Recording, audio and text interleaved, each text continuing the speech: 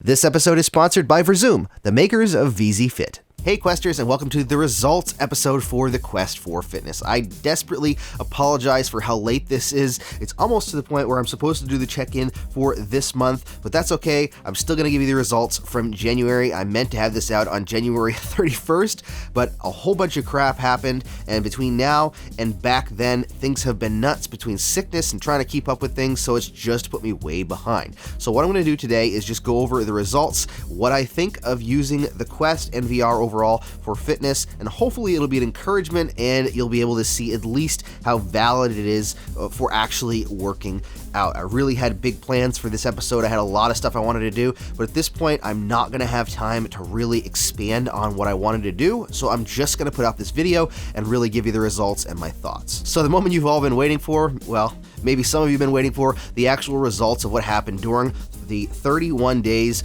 of using the Quest for Fitness. Now, as many of you know, I made some minor adjustments to my diet in January. So what I did essentially was to cut back on the amount of sugar I was eating and try to add in some better foods for me. I did not do a major overhaul or a major diet because I wanted to see how valid the Quest was with a mostly normal diet on my part. So that means I still had some sugar, although I did cut a lot out. I didn't have any soda or pop or whatever you call it wherever you live, and I tried adding in some more vegetables and some better foods for me, but overall, meat-wise and portion-wise, I really didn't change a whole lot because I wanted to see what happened. I started off the month at 229, as you know if you watched the series, and today, well, not today because it's actually a few weeks or a couple weeks after my final weigh-in for the month of January, but on January 31st, I weighed 220, so I lost 9 pounds in the month of January, which is actually pretty darn good, I think. Made me feel good about myself because I was able to play VR and mostly eat the way that I was before, and I was able to lose 9 pounds. But more than that, I said in a couple of episodes of the Quest for Fitness, it wasn't about losing weight for me, although I had a weight goal. It was about feeling better. And today, especially even more, but even back then, I felt way better than I did at the beginning of the month. I was able to do more, run around more, my heart is getting healthier, my lungs are getting healthier, I'm able to have more stamina overall, and I don't know if it's been noticed in some of the games I've been playing. Overall, I can definitely play more active games and get through them a lot better than I was previously at the beginning of January, which is a huge encouragement, and it's really good for me because this is what I do a lot of, and it allows me to do that and to not worry about getting all out of breath, which was embarrassing before, to be completely honest, but it's encouraging to me because I feel better, and that was my goal, to be able to play with my son, to be able to have a good, healthy life, and to continue to feel better. And overall, it definitely allowed me to do that. So what that means is that I definitely recommend, if you have a VR platform, specifically the Quest due to the tetherless nature of the Quest, but I definitely recommend using VR at least as a supplement. Now, this month I've actually changed a few things. I haven't changed diet yet because I'm doing some experiments. In the month of March, I'm going to change my diet as well and see what that does. But for February, I've added in some additional workouts outside of VR, and I'm thinking as of right now, and I'm going to cover more of this at the end of the month, it may be a good idea to do that only because there's some supplemental stuff you can do that you can't really do in VR that'll really help you get healthier. But VR is definitely a valid workout platform, especially with something like VZ Fit. If you have a stationary bike that's just sitting there and you want to get use out of it, VZ Fit is an awesome way to do that, as you saw in some of the episodes previously, and you can check them out in the link in the description.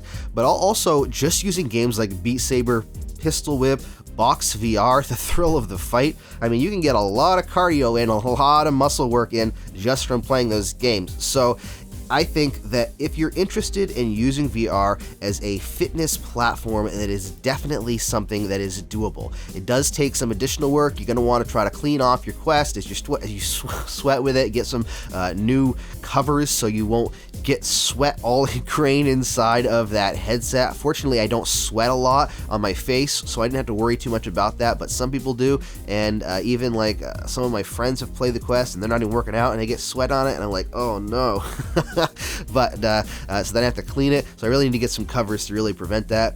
But overall, now that I've rambled for a while, my results were very encouraging to me. I think that the Quest did a wonderful job helping me lose 9 pounds, give or take a few ounces, and allowing me to feel better. I feel stronger. My arms feel stronger. They feel more toned. Obviously, it takes time to be able to get any real results, but you can definitely tell, at least I can, between the beginning of the month and now, that my body is feeling better. Somebody commented on a video and said I was getting jacked the other day. I don't know about that. I'd like to think that, but I definitely feel better, and I hope that I'm looking better. And in a couple of months, I hope that I look even better. And 6 months down the road, I'd love to be closing in on my goal, and I plan on doing that using the Quest for fitness, because I think that it's an awesome way to get past the mundane. And I know that sounds awful. It sounds like I get bored easy. I'm like squirrel, and I can't do anything without having something to entertain me. But honestly, although that might partially be true, working out has never been enjoyable for me. It's not something that I love to do. I don't like to go pump iron and run on the treadmill for an hour and, use an elliptical and whatever else other equipment that there is. I just never enjoyed that. It's not what I love to do, but VR is something I love to do. So using it as a workout platform just makes total sense. So if you're on the fence about that, it definitely can work. I would recommend looking into supplemental workouts or things you can do just to help outside of VR, to do a little bit beyond what you're doing in VR, especially running or walking, or even weight training. I've started to do some of that, as you saw in last month's Quest for Fitness. Also recommend doing some diet changes, because that overall, and I know a lot of people commented that, and I was well aware that diet really drives your health and your weight loss. If you're looking to lose weight, diet drives that. And although working out is great and it gets you healthy, and it can definitely promote weight loss and promote getting healthier and stronger, that your diet is really what reflects that. So if you're drinking a 6-pack of Coke every single day, or a 12-pack of Coke, and eating boxes of Oreos or tons of sweets, then you're probably not going to see a lot of results. But if you at least cut back on that, like I did, now I don't eat a box of Oreos, I might eat a candy bar every couple of days, and I don't drink soda. I haven't done that for a long time, unless it was football season and I'd grab a glass bottle of Coke and drink one a week or something. But overall, if you've got a bad diet, you're affecting your body much worse than if you're not working out. So I think combining the two is definitely the best possible thing to do, and using the VR or the Quest or whatever you're using for a VR platform definitely can help promote healthiness, as long as you're pairing it with other things. So that's kind of my wrap up for the month for Quest of Fitness. I'm sorry again it took so long to get out.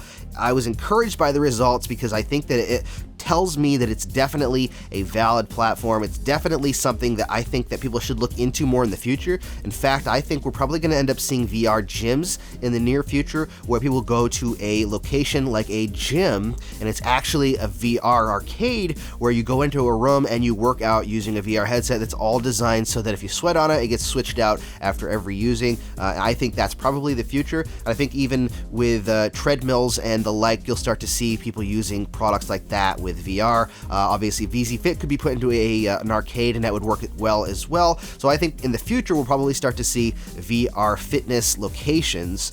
So that is kind of exciting to me, but it'll open things up for more people. But I'm rambling now, so I apologize. I just get excited over things, especially with the future of VR. But that is my wrap up. 9 pounds down, healthier. My body feels better. I'm starting to slowly tone my muscles, and I think that it is an encouraging result. So I hope that that is encouraging to you. Please let me know down in the comments how your month went, how things went for the Quest for Fitness. Again, I'll see you at the end of this month where we check in again. Sorry for such a long rambling on video. I was excited to share what I had, and I just wanted to share it. So thank you for watching. Make sure that you subscribe so you can continue to get updates on the Quest for Fitness, and I will see you at the end of the month for another update. Thanks for watching, and happy questing.